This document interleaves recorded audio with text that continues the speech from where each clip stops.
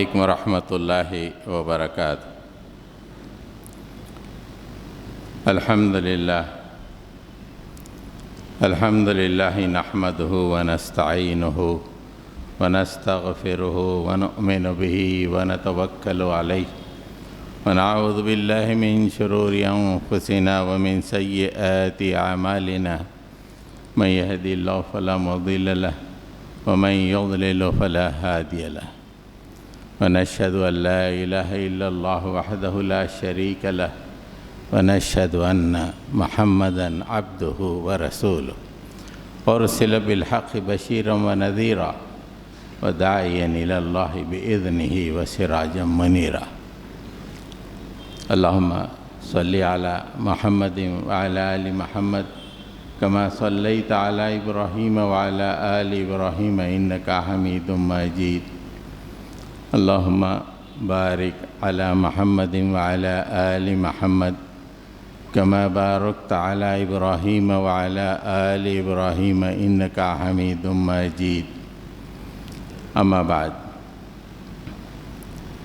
سامعین محترم، رمضان المبارک شروع ہوا اور کشاں ہم اس کے آخری مرحلے پہ پہنچ چکے ہیں۔ اب یہ ماہ مبارک ہمارے پاس صرف چند گھنٹوں کا مہمان ہے۔ یہ جمعہ اس سال کے رمضان کا آخری جمعہ ہے۔ اس موقع کی مناسبت سے میں چاہوں گا کہ آج میں اپنی تقریر کو مسلم نوجوانوں کے لیے معنون کروں، یہ مسلم نوجوانوں کو مخاطب کروں، اس لیے کہ مسلم نوجوان ملت کا مستقبل ہے۔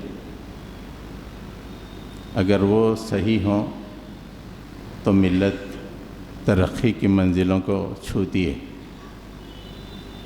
اگر وہ صحیح نہیں ہے تو پھر ملت ذلت کی کھائی میں گرتی چلی جاتی ہے۔ جو بزرگ ہیں وہ بھی ہماری ان باتوں کو اپنے حلقے اثر کے نوجوانوں تک پہنچائیں، اس لیے کہ موجودہ حالات میں ہمارے نوجوانوں کے حالت دیکھیں تو ایک تاریکی کا مستقبل دکھائی دیتا ہے۔ ہم چاہیں گے کہ ہماری نوجوان نسل آگے بڑھے، قوم کی قیادت کرے، قوم کو عروج پر پہنچائے، ترقی کی منزلوں کو پہنچائے۔ نوجوانوں، پہلے تم یہ جانو کہ تم ہو کیا، تمہاری ہستیاں کتنی عظیم ہیں، اپنے آپ کو پہچانو۔ آپ دنیا کے دیگر قوموں کی نوجوانوں کی طرح نہیں ہو۔ اللہ تعالیٰ نے تم کو اپنی آخری کتاب کا وارث بنایا ہے۔ ثم اورثنا الذین اصطفینا من عبادنا ثم اورثنا الکتاب الذین اصطفینا من عبادنا۔ ہمارے پورے بندوں میں سے ہم نے تم کو چنا ہے۔ تم ایسے ٹپکنے گئے ہو آسمان سے، اللہ تعالیٰ نے تم کو تمام لوگوں میں چن لیا ہے، چن کر اپنی آخری کتاب کا وارث بنایا ہے۔ ثم اورثنا الکتاب، ہم نے اس کتاب کا وارث بنایا۔ الذین اصطفینا، ان لوگوں کو جن کو ہم نے چن لیا، من عبادنا، ہمارے تمام بندوں میں سے چن لیا۔ یہ ہماری پوزیشن ہے۔ یہ دنیا میں ہم جانوروں کی طرح کھانے پینے کے لیے نہیں آئے ہیں، دیگر قوموں کی طرح ٹھاٹ باٹ بتانے کے لیے نہیں آئے ہیں۔ اللہ تعالیٰ نے ہم کو اپنی آخری کتاب قرآن مجید، عظیم الشان کتاب جس پہ اللہ تعالیٰ نے اپنے اسلام کو تکمیل کیا، اس کا وارث بنایا۔ یہ پوزیشن فرشتوں کے لیے بھی قابل رشک ہے، کائنات کی ہر مخلوق کے لیے قابل رشک ہے یہ پوزیشن۔ اللہ تعالیٰ نے وہ پوزیشن ہم کو دی ہے، اور اس پوزیشن کے مقابلے میں ہم اپنی زندگیوں کو رکھ کے دیکھ لیں، ہم کہاں ہیں۔ ایک اور مقام پہ فرمایا، اللہ کے تم چنندہ بندے ہو، تم آئیں بائیں شائیں نہیں ہو، کچھ چٹوری زبانوں کو لے کے زندگی گزارنے کے لیے نہیں ہو، کچھ گندی خواہشات کی تکمیل کے لیے دنیا میں نہیں بھیجے گئے ہو۔ اللہ تعالیٰ نے تم کو چن لیا ہے۔ وَجَاهِدُوا فِي اللَّهِ حَقَّ جِهَادِهِ هُوَ اجْتَبَاكُمْ، اللہ نے تم کو چن لیا ہے جد جہد کرنے کے لیے، اپنی زندگی کی آخری کیلری اس دین کو لگانے کے لیے چن لیا ہے۔ عرش والے کے چنندہ ہیں، کوئی دنیا والے کے نہیں۔ عرش پہ جو متمکن ہے، ساری دنیا کی کاروبار چلا رہا ہے، پوری کائنات کی تخلیق کیا ہے، اس نے ہم کو چن لیا ہے۔ وَاجْتَبَاكُمْ، اللہ نے تم کو چن لیا ہے۔ You are the chosen one. جان کو دیکھیں، ہم بھی ویسی لائف سٹائل اپنائیں۔ کسی اگروال کو دیکھیں، ہم بھی ویسی لائف سٹائل اپنائیں۔ یہ ہمارا طریقہ نہیں ہے۔ ہم اللہ کے چنندہ بندے ہیں۔ اللہ نے اپنے آخری ورڈکٹ میں کہا ہے کہ تم کو چن لیا گیا ہے۔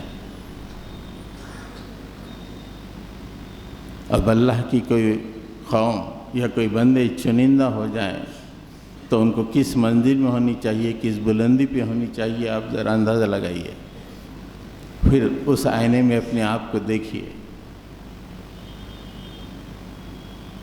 پھر اس کے بعد کہا کہ تمہارا نام جو مسلم ہے کسی اور نے نہیں رکھا، ہم نے تمہارا نام مسلم رکھا ہے۔ وَمَا جَعَلَ عَلَيْكُمْ فِي الدِّينِ مِنْ حَرَجٍ ملت ابیکم ابراہیم هو سماکم المسلمین، اللہ تعالیٰ نے تمہارا نام مسلم رکھا۔ تم کہتے ہو کہ میں مسلمان ہوں، معلوم نہیں ہے کہ کس نے ہمارا نام مسلمان رکھا ہے۔ یہ نام عرش سے آیا ہے، عرش والے نے ہم کو مسلمان کہا ہے۔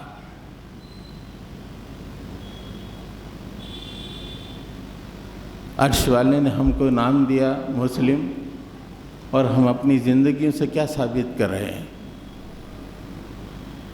یہ بہت بڑا کوشچن مارک ہے۔ زندگیاں کیسے گزر رہے ہیں؟ کن راہوں پہ چل رہے ہیں؟ کیا اس نام کے ہم شائن شان ہیں جو اللہ نے ہمارے لیے رکھا ہے؟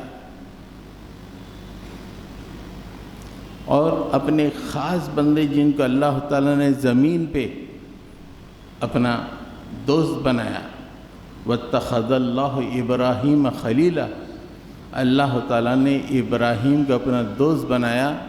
اس عظیم الشان ہستی کے بارے میں اللہ نے فرمایا کہ یہ تمہارے باپ ہیں، ملت ابیکم ابراہیم، اپنے باپ کے طریق پہ چلو۔ ابراہیم کوئی اور نہیں ہے، زمین پہ میرے دوست ہیں، اور تم ان کے بیٹے ہو، ان کے بچے ہو، تمہارے باپ ہیں وہ۔ تمہارے باپ کی زندگی کے بارے میں جانو، انہوں نے بندگی کا کیسے حق ادا کیا، شکر گزاری کی کیسی زندگی گزاری۔ اور باپ کے بیٹے ایسے ہوتے ہیں چھٹیرے قسم کے، جو اپنی زندگیوں کو بازاروں کے حوالے، سیل فونوں کے حوالے، دوست احباب کے حوالے اس باپ کے بچے جن کے بارے میں عرش والے نے کہا زمین پہ وہ میرا دوست ہے. ہمارے لیل و نہار دیکھیے،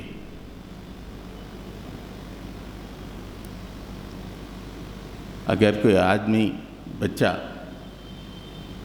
کوئی غلط کام کرا تو فوری بولتے ہیں ارے کیا رے باپ کا نام دوبارہ. سب سے پہلے یہ بولتے ہیں نہیں باپ کا نام دوبارہ. اور اللہ فرما رہے ہیں کہ ابراہیم تمہارے باپ ہیں. ہم ساری دنیا کے سامنے ہمارے اپنے باپ کے نام کو ڈبا رہے ہیں. کل قیامت کے دن ہمارا کیا مقام رہے گا جہاں تمام کو جمع کرے گا اللہ تعالیٰ. اس وقت ہمارا کیا مقام رہے گا.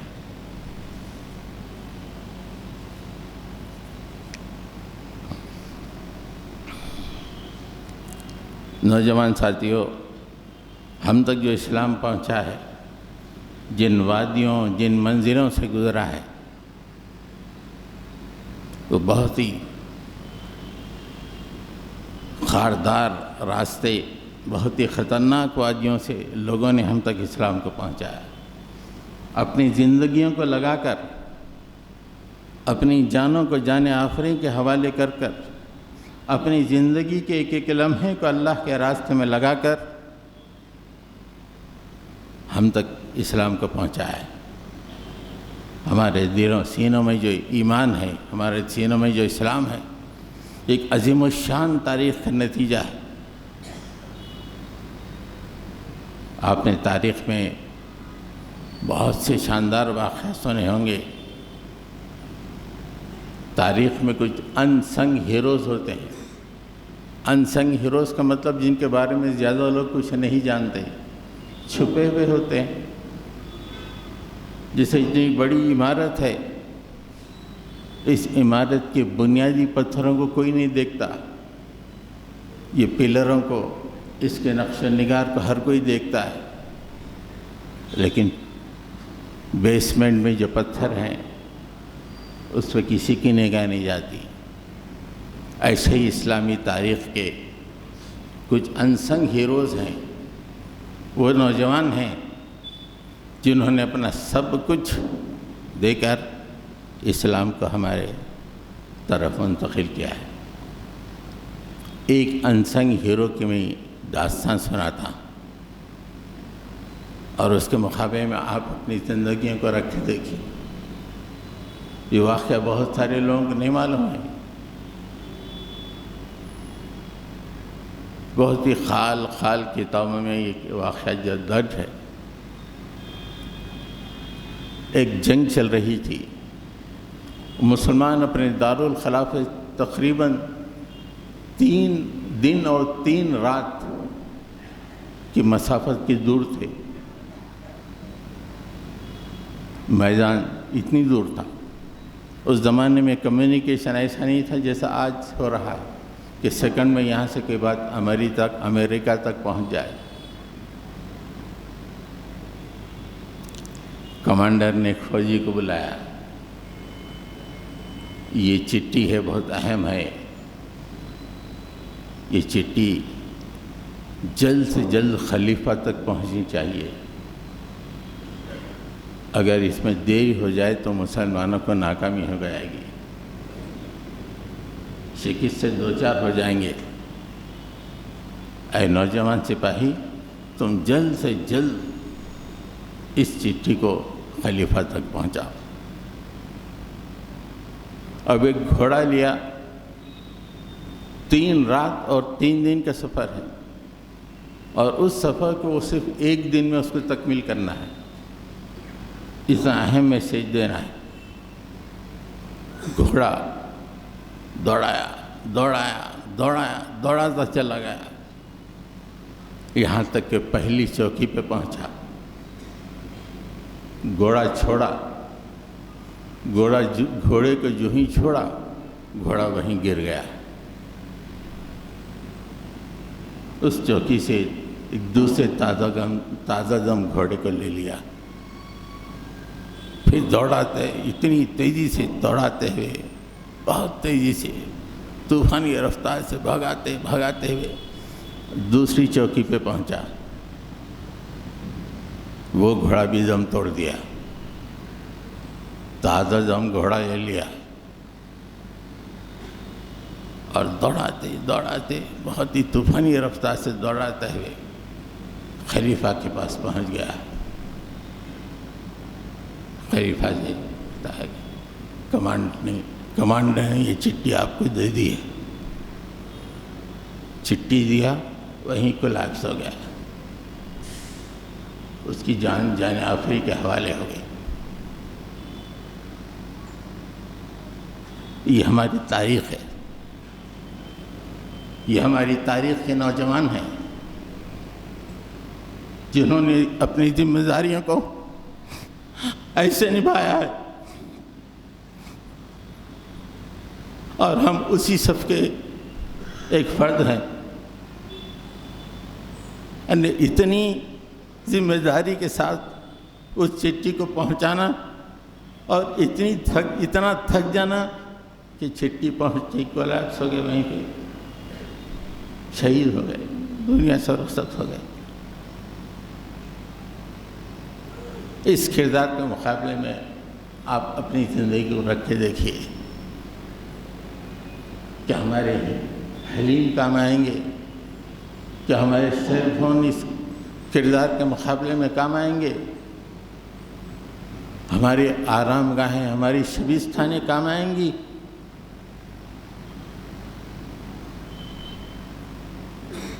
یہ ہماری تاریخ ہے، یہ انسنگ ہیروز جن کے بارے میں دنیا نہیں جانتی، یہ چھپے ہوئے لوگ ہیں۔ یہ چھپے ہوئے لوگ اتنی عظیم الشان قربانیاں دیے ہیں تاکہ دین اسلام قائم رہے، دین اسلام کی برکتیں اگلی نسلوں تک پہنچیں۔ اسی آسمان کے ہم بھی جز ہیں، ہماری زندگیاں کیسے گزر رہی ہیں۔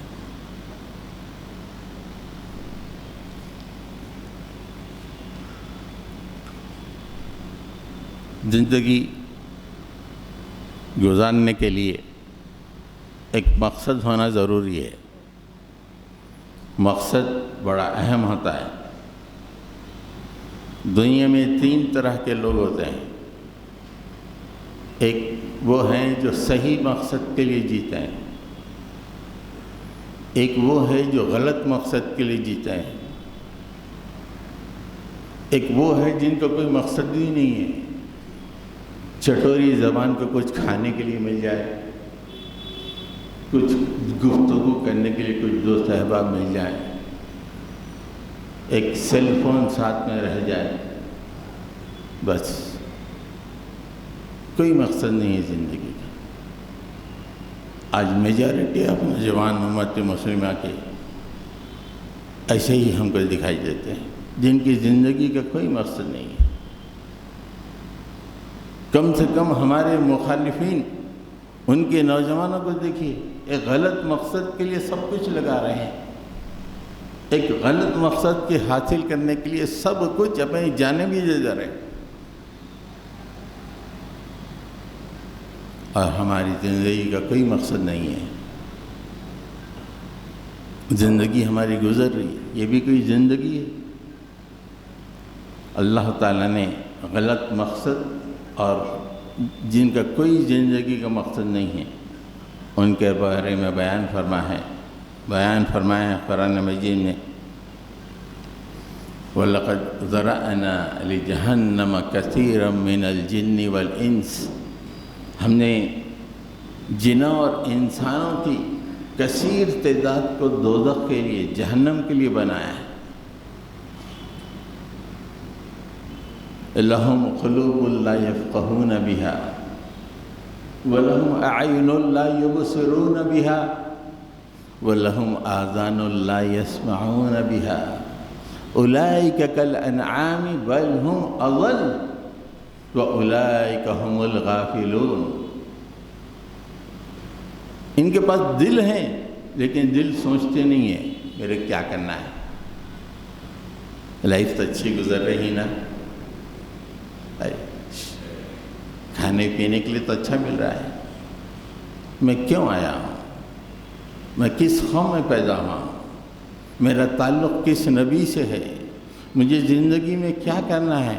کوئی فکر نہیں۔ لہم قلوب لا یفقہون بہا، ان کے پاس دل ہیں مگر سوچتے نہیں ہیں، ان کے پاس آنکھیں ہیں دیکھتے نہیں ہیں۔ دنیا کی دوسری قومیں کیسی ترقی کر رہی ہیں، وہ اپنی آنکھوں سے دیکھ رہے ہیں، اپنی دل میں ترقی کی ذری چنگاری ان کے پاس نہیں ہے، معمولی چنگاری وہ اپنے دل میں نہیں رکھتے ہیں ترقی کرنے کے لیے۔ بس کھانے پینے کے لیے مل جائے، ایک دو ڈینگے مارنے کا موقع مل جائے، دیٹس آل، ختم۔ یہ اپنی آنکھوں سے دیکھ رہے ہیں دنیا کی ترقی کو، لڑکے اندھے ہیں، اس سے کوئی عبرت حاصل نہیں کر رہے۔ وَلَهُمْ آذَانٌ لَا يَسْمَعُونَ بِهَا، ان کے پاس کان ہے لیکن سنتے نہیں ہیں۔ لوگ دل کھول کے سامنے رکھ دے رہے ہیں، تم کس قوم کے لوگ ہو، تم کو کیا کرنا چاہیے، تم کو کہاں پہنچنا چاہیے، لیکن یہ بہرے ہیں، ان کے کانوں میں باتیں نہیں جاتی۔ اولئک کالانعام، یہ تو جانوروں کے ویسے ہیں، بل ہم اضل، اس سے بھی گئے گزرے۔ اللہ نے فیصلہ کر دیا، جن کی زندگی کا کوئی مقصد نہیں ہوتا میری نگاہ میں وہ جانور ہے۔ ہاں، بہت اچھا کھا رہا ہوگا، بہت اچھے گھر میں رہ رہا ہوگا، لیکن اس کی زندگی کا مقصد نہیں ہے، وہ میری نگاہ میں جانور ہے۔ دنیا میں لوگ عزت بھی کر رہے ہوں گے، دنیا میں لوگ اس کی تعریفیں بھی کر رہے ہوں گے، لیکن میری نگاہ میں نہ ہی وہ جانور ہے، بل ہم اضل، اس سے بھی گئے گزرے۔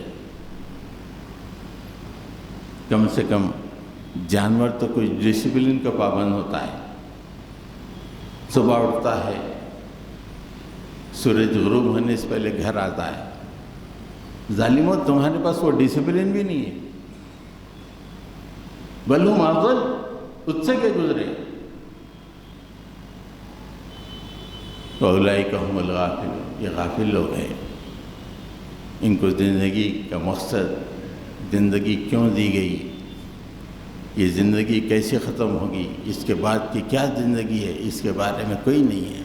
بس تھوڑا مزے کا کھانے کو مل جائے، کچھ دو اچھے مناظر دیکھنے کو مل جائیں، چار بول اچھے سننے کو مل جائیں، یہ زندگی کا حاصل ہے۔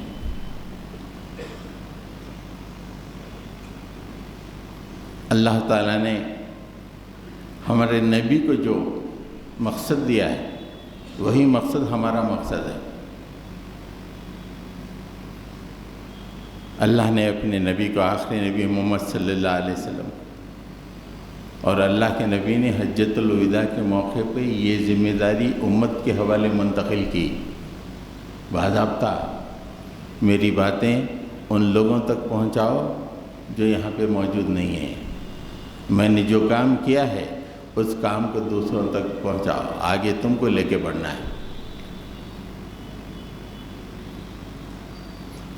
هو الذی ارسل رسولہ بالہدی ودین الحق لیظہرہ علی الدین کلہ ولو کرہ المشرکون۔ وہی اللہ ہے جس نے اپنے نبی کو ہدایت اور بینات کے ساتھ روانہ کیا، بالہدی و دین الحق، بینات نہیں، دین حق کے ساتھ، دین حق کے ساتھ روانہ کیا، ہدایت اور دین حق کے ساتھ۔ کیوں خالی نمازیں پڑھ کے آرام سے گھر چلے جائیں، روزے رکھ کے عید کی شیر خورما پی لیں اس لیے نہیں، لیظہرہ علی الدین کلہ، اپنی زندگی کی آخری کیلری لگا کے اس کو ایسا غالب کرو کہ دنیا کے دوسرے ادیان اس کے نیچے دب کے رہیں۔ دنیا میں جتنے ادیان پائے جا رہے ہیں ان کے اوپر اسلام غالب رہے۔ The rate of Islam should be greater اسلام کا رٹ ہمیشہ اونچا ہونا چاہیے، دیگر ادیان پہ یہ غالب ہونا چاہیے۔ اے نبی تمہارے یہ کام ہے، کافروں یا مشرکوں کو کتنا ہی ناگوار گزرے، you have to do this, تم کو یہ کام کرنا ہے، لیظہرہ علی الدین کلہ۔ آج ہم دنیا میں ایسے مست مگن ہیں، دین کیا ہے، اس کی ذمہ داری کیا ہے، یہ کتنا مغلوب ہے، اس کو کیسے محکوم بنایا جا رہا ہے، اس کے ماننے والوں کو کیسے کچلا جا رہا ہے، اس کی کوئی فکر نہیں ہے۔ اور اللہ کے نبی نے ان کندھوں پہ جو ذمہ داری ڈالی ہے وہ اس کا احساس نہیں ہے۔ اللہ کے نبی تو کہتے ہیں کہ میں نے یہ دین کو غالب کیا ہے۔ اے میری قوم کے لوگوں، اب یہ تمہارا کام ہے کہ اس دین کو قائم رکھو، اگر کبھی مغلوب ہو جائے تو اس کو قائم کرنے کے لیے اپنی تن من دھن سے کوشش کرو۔ یہ قرآن مجید یہ مقصد زندگی عطا کرتا ہے۔ دوسرا ایک مقصد ہے جس کا اللہ تعالیٰ نے سورہ شورى میں تذکرہ کیا ہے، شرع لکم من الدین ما وصى به نوحا والذی اوحینا الیک وما وصینا به ابراہیم وموسیٰ وعیسیٰ ان اقیموا الدین ولا تتفرقوا فیہ۔ اے نبی، جس شریعت کو ہم نے نوح کے لیے، دین کو نوح کے لیے شریعت بنایا تھا، طریقہ زندگی بنایا تھا،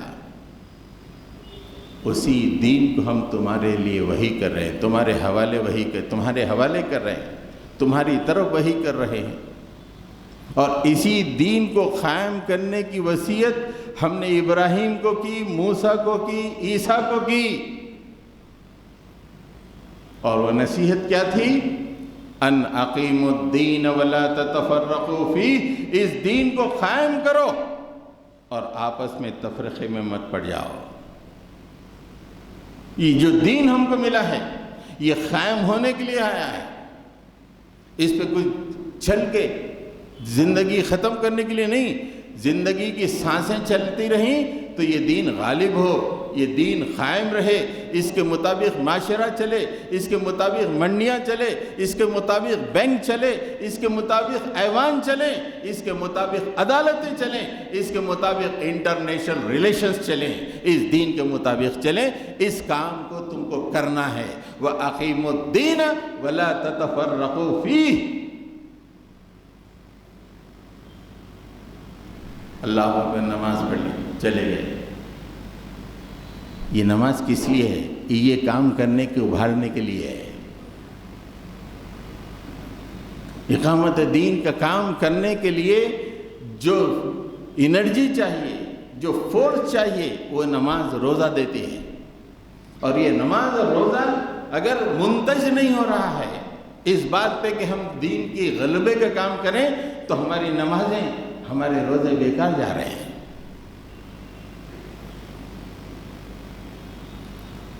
تو مقصد زندگی یہ ہے، لیظہرہ علی الدین کلہ۔ وہاں پہ بتایا گیا، 2-3 جگہ یہ اللہ تعالیٰ نے اپنے نبی کی ذمہ داری بتائی، اور وہی کام امت مسلمہ نے کیا۔ اور دوسرا، دین کی اقامت، دین کو قائم کرنا۔ اس کے بغیر عزت نہیں ہے میرے بھائیوں، اس کے بغیر عزت نہیں ہے۔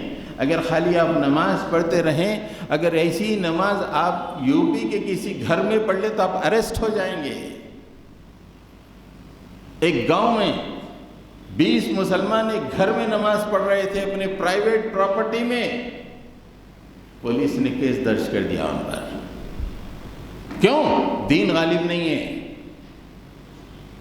ہم اپنی نمازوں پہ اکتفا کیے ہوئے ہیں۔ یہ ہمارا جو پڑوسی ملک ہے چائنا، وہاں پہ روزہ رکھنے پہ پابندی ہے۔ اگر گورنمنٹ اتھارٹیز کو معلوم ہوتا ہے پولیس کو کہ کوئی آدمی روزہ ہے، اس کے گھر پہنچ کے پانی لے کے اس کے منہ میں پلا دیتے ہیں کہ روزہ ٹوٹ جائے۔ جب تک دین غالب نہ ہو، نہ آپ صحیح نماز پڑھ سکتے ہیں، نہ آپ صحیح روزہ رکھ سکتے ہیں۔ اطمینان سے اپنی زندگی میں مست مگن رہیں اور تھوڑے سے نمازیں پڑھ کے سمجھ جائیں کہ ہم نے واہ اللہ کو خوش کر دیا. نہیں، اللہ نے آپ کے اللہ کے نبی نے آپ کے کندھوں پہ کیا ذمہ داری لگائی؟ دنیا کے دیگر قومیں اپنے مقاصد کے لیے سب کچھ نثار کر رہے ہیں، اپنے گندے مقاصد کے لیے سب کچھ. ابھی دیکھیے جو امریکہ کے نے جو دنیا پہ یہ جنگ تھوپی ہے، وہ کیوں چاہتا ہے کہ اس کا نظریہ زمین پہ غالب رہے؟ اس کے لیے بلینز آف ڈالرز خرچ کر رہا ہے ایک گندے کام کے لیے، ایک گندے نظریے کو قائم رکھنے کے لیے اپنے بلینز آف ڈالرز اس کے فوجی جان دے رہے ہیں، اپنے گھروں سے کئی سال دور رہ رہے ہیں یہ غلط نظریے کو قائم رکھنے کے لیے. اور مسلمان مطمئن ہیں حج نماز پہ روزے پہ، بس حج پہ جا کے آ گئے، بنے حاجی. نظریہ مغلوب ہو عزت نہیں ملتی دنیا میں. آپ مالدار ترین آدمی ہوں گے، ارے محمد بن سلمان خاموش بیٹھ، اگر ڈونلڈ ٹرمپ بول دیا دنیا کا ریچسٹ آدمی، جی سرکار آپ جو فرمائیں. نہ مال عزت دے سکتا ہے، نہ مقام عزت دے سکتا ہے. عزت نظریہ دیتا ہے دنیا میں، نظریے کے بغیر عزت نہیں مل سکتی. نظریہ غالب ہو عزت ملے گی، نظریہ غالب نہ ہو کبھی عزت نہیں ملے گی. آپ مالدار ہو، آپ کسی پوزیشن پہ چلے جائیں، کوئی عزت نہیں ملتی. نوجوان ساتھیوں، زندگی کے گولز اونچے رکھو، ہمیشہ گول اونچا ہونا چاہیے. اور مومن کا گول تو آسمان کو چھونا چاہیے. یہ کہ ہماری زندگی کا گول پڑھ لیں گے، نوکری کر کے شادی کر لیں گے، ختم. انف تف ہے ایسے گول پر. ایسے گول قوموں کو غلامی میں ڈھکیلتے ہیں. گول ہمیشہ بلند ہونا چاہیے. باپ بھی یہ کہتے ہیں بیٹا پڑھ لو، اچھی پڑھ لو، ایک اچھی نوکری حاصل کر لو، شاید آپ کی شادی کر دیں گے. ماں بھی یہی کہتی ہے. یعنی پورے معاشرے کا دماغ اتنا محدود ہو چکا ہے کہ اتنا چھوٹا گول اپنے بیٹے کے لیے، اپنے لخت جگر کے لیے چھوٹا سا گول، منسکیول، بے عزتی کا گول. اللہ تعالیٰ کو ہمیشہ اونچے گول پسند ہیں، اونچے. ایک مقام پہ اللہ تعالیٰ نے فرمایا جنگ بدر سے پہلے ایک چھوٹا قافلہ ابو سفیان کا ملک شام سے آ رہا تھا. ایک بڑی فوج مکے سے آ رہی تھی، 1000. تو اس وقت اہل ایمان یہ سوچ رہے تھے کہ یہ چھوٹے قافلے سے نپٹ لیں گے. چھوٹا گول آرام ہوتا، مال بھی زیادہ مل جاتا، یہ آسان بھی ہے. لیکن اللہ تعالیٰ نے فرمایا نہیں اہل ایمان، تمہارا گول اتنا چھوٹا نہیں ہو سکتا. اذ یعدکم اللہ احدی الطائفتین انہا لکم. اللہ تعالیٰ نے تم سے وعدہ کیا تھا کہ یہ 2 گروہوں میں سے ایک گروہ تم کو مل جائے گا. لیکن تمہارا حال کیا تھا؟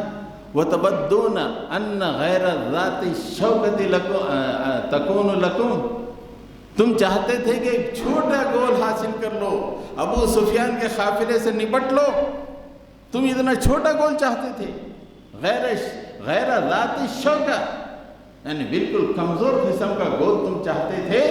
لیکن اللہ چاہتا تھا کہ تم بڑا گول رکھو اپنا، ان کا مقابلہ کرو جو مکے کی طرف سے آ رہے تھے. یرید اللہ ان یحق الحق بکلماتہ ویقطع دابر الکافرین. اللہ تعالیٰ تو اپنے گول کو اتنا بلند رکھتا ہے اور اپنے مومنین کو چاہتا ہے کہ اپنے گول بھی بلند رکھے، اس کے ذریعے سے زمین پہ حق کو حق کر کے ثابت دکھائے گا. تم اللہ پہ ایمان رکھتے ہو، اللہ کے رسول کے ساتھ رہتے ہو، اتنا چھوٹا گول، ایک قافلے کے مقابلہ کرنے کا ایک چھوٹا گول. نو، تمہارے دل میں سینے میں ایمان ہے، تمہارا گول بلند ہونا چاہیے۔ نوجوانوں اپنے گول بلند رکھو۔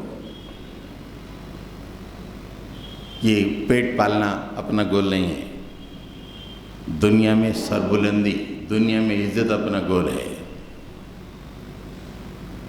آج ایک پھٹیچر آدمی کے وارڈروب میں بھی، یعنی کپڑے پہننے کے لیے بھی 2-3 جوڑے رہتے تھے۔ 2-3 جوڑے تو ہے ہی، ایک بہت ہی غریب آدمی ہے، اس کے پاس بھی 2-3 جوڑے رہتے ہیں۔ لیکن ایک صحابی نے،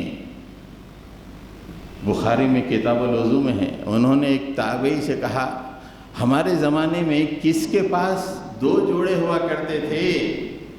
ہم تمام کے پاس ایک ہی کپڑا ہوتا تھا اور ہم اس کپڑے کو گردن میں لٹکا لیتے تھے اور نماز پڑھتے تھے۔ کہاں پہنچ گئے؟ روما اور ایران کو انہوں نے سرنگوں کر دیا، ایک کپڑے پر۔ آج ہمارے وارڈروب کپڑوں سے بڑے ہوئے بے عزتی کی زندگی ہے۔ کوئی عزت ہے ہماری؟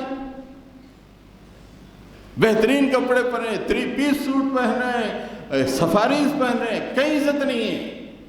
وہ لوگ بس ایک کپڑا اپنی زندگی میں رکھتے تھے اور وہ ایک کپڑا پہن کے نماز پڑھتے تھے۔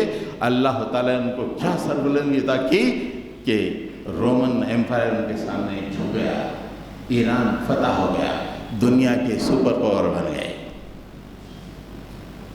یہ دنیا کا حصول ہم کو عزت نہیں دیتا، ہمارے نظریے کے غلبہ ہم کو عزت دینے والا ہے۔ آج دنیا میں سب سے زیادہ مالدار کون ہے؟ مسلمان۔ خالی وہ ہرمز اسٹریٹ کو بند کر دیے تو دنیا کے چیخیں نکل جا رہے ہیں، اتنا پاورفل مقام ہے، اتنا مالدار ہیں پورے مسلمان۔ ڈونلڈ ٹرمپ آ کے سعودی عرب میں بولتا، میرے بھائی انویسٹ کر، اور ٹھیک ہے میں 8 ٹریلین انویسٹ کرتا ہوں، بولا پٹھا۔ کیا عزت ہے آج؟ اتنا انویسٹ کرا سعودی عربیہ، کیا عزت ہے دنیا میں اس کی؟ تو یہ ثابت کر رہا ہے کہ نہ مال نہ دولت کوئی چیز ہم کو دنیا میں عزت دیتی ہے۔ اگر ہمارا نظریہ غالب رہا، ہمارے پاس ایک ہی جوڑا کیوں نہ ہو، ہم عزت سے رہیں گے۔ حضرت گرامی 2 ہی پوائنٹوں میں، حالانکہ 7 پوائنٹ تھے، 2 ہی پہ میں جو ہے وقت ختم ہو گیا، ایک آدھ پوائنٹ بول کے اپنی بات کو ختم کرتا ہوں۔ گول بلند رکھنے کے لیے، عظیم مقصد حاصل کرنے کے لیے چند چیزوں کی ضرورت ہوتی ہے۔ اس میں سب سے پہلے ڈسپلن ہے،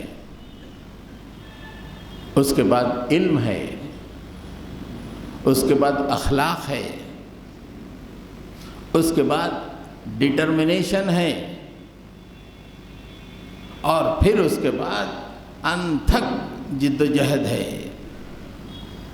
یہ 5 پوائنٹ کے ذریعے سے آدمی اپنے نصب العین کو حاصل کرتا ہے۔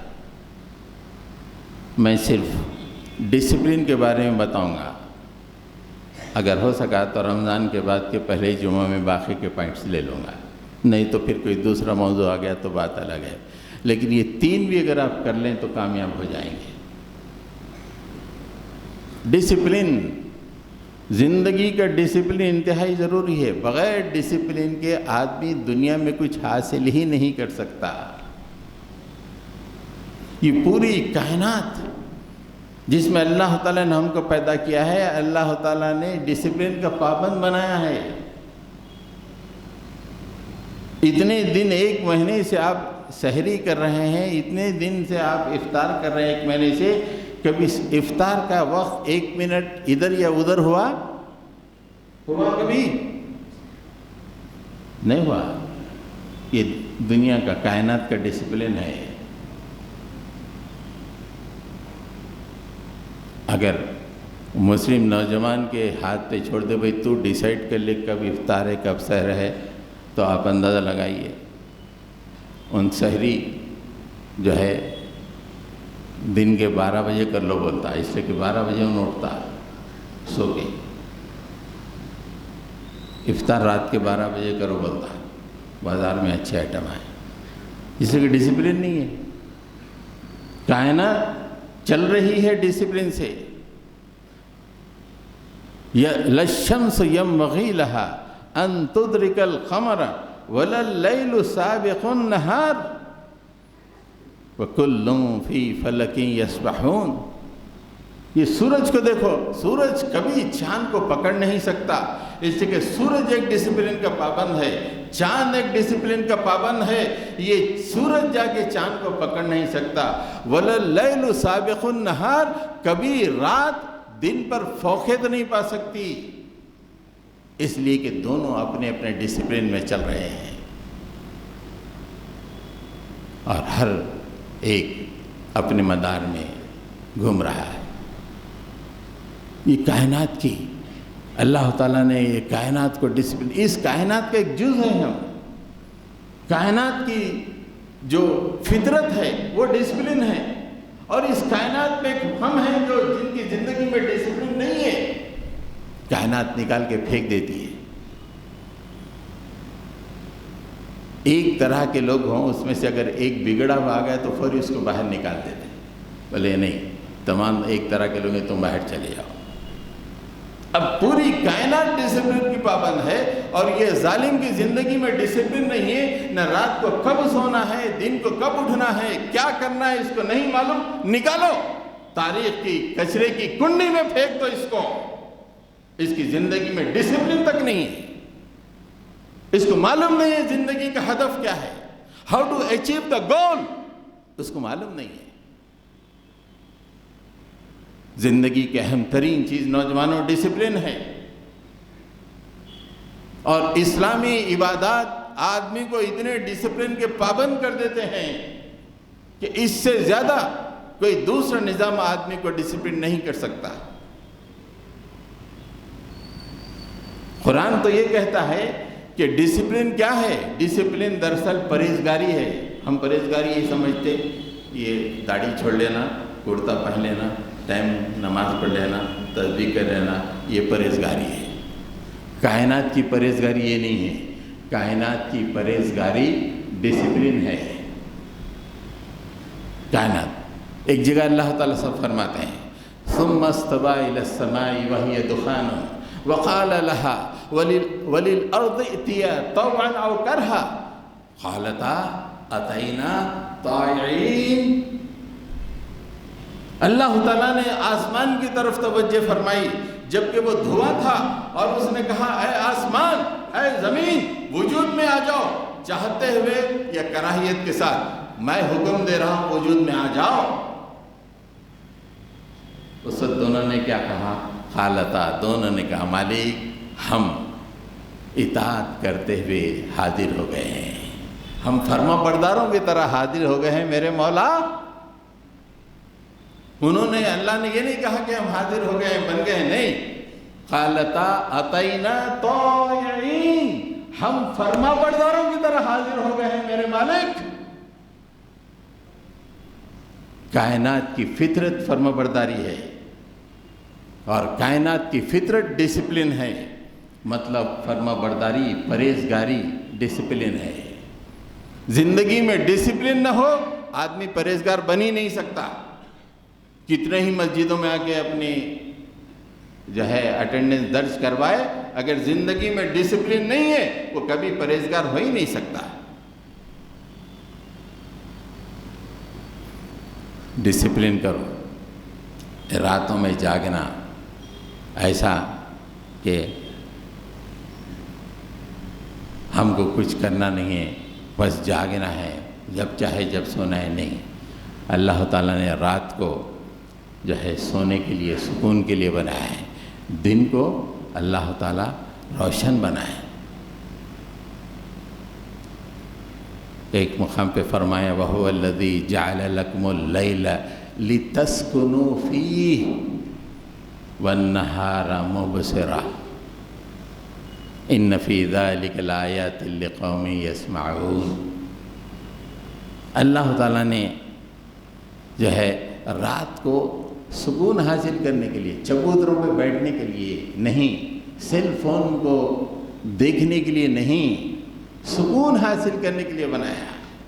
آپ کے جسم کے میٹابولزم کو صحیح اور درست کرنے کے لیے رات بنایا ہے۔ ابھی 1-2 کیسز میں نے سنا، دونوں کو آٹو ایمیون ڈیسیزز ہو گئے ہیں، اور ڈاکٹر نے کہا، پوچھا رات میں جاگتے کیا؟ ہاں رات میں جاگتے، آٹو ایمیون ڈیسیز، اس کا کوئی علاج نہیں ہے، اللہ سے دعا کرو۔ نیچر سے بغاوت کرتے ہو، نیچر تمہارے اوپر بغاوت کر دے گا۔ تو اللہ تعالیٰ فرمائیں کہ رات کو ہم نے سکون کے لیے پیدا کیا اور دن کو روشن بنایا، اور ایک دوسرے مقام پہ فرمایا دن کیوں بنایا؟ اللہ تعالیٰ نے جو ہے فرمایا کہ وَجَعَلْنَا اللَّيْلَ وَالنَّهَارَ آیَتَيْنِ فَمَحَوْنَا آیَةَ اللَّيْلِ وَجَعَلْنَا آیَةَ النَّهَارِ مُبْصِرَةً لِتَبْتَغُوا فَضْلًا مِّن رَبِّكُمْ۔ رات کو اس آیت میں سکون حاصل کرنے کے لیے بتایا، یہاں پہ دن کو روشن کیوں کیا؟ تاکہ تم دن میں اللہ کا فضل تلاش کرو۔ یہ ظالم 12 بجے تک سوتا ہے، گھر والوں کا درد سر بن گیا، نہ ایک پیسہ کماتا ہے، بس کھانے کے لیے ہے، اٹھتا ہے اور کھاتا ہے، پھر دوستوں میں چلے آتا ہے۔ یہ ڈسپلن، جبکہ اللہ تعالیٰ کہتے ہیں کہ دن اس لیے ہم نے بنایا لِتَبْتَغُوا فَضْلًا مِّن رَبِّكُمْ، اپنے رب کا فضل تلاش کرو دن میں۔ رمضان گزر گیا، دن میں زندگی میں کوئی ڈسپلن نہیں آیا۔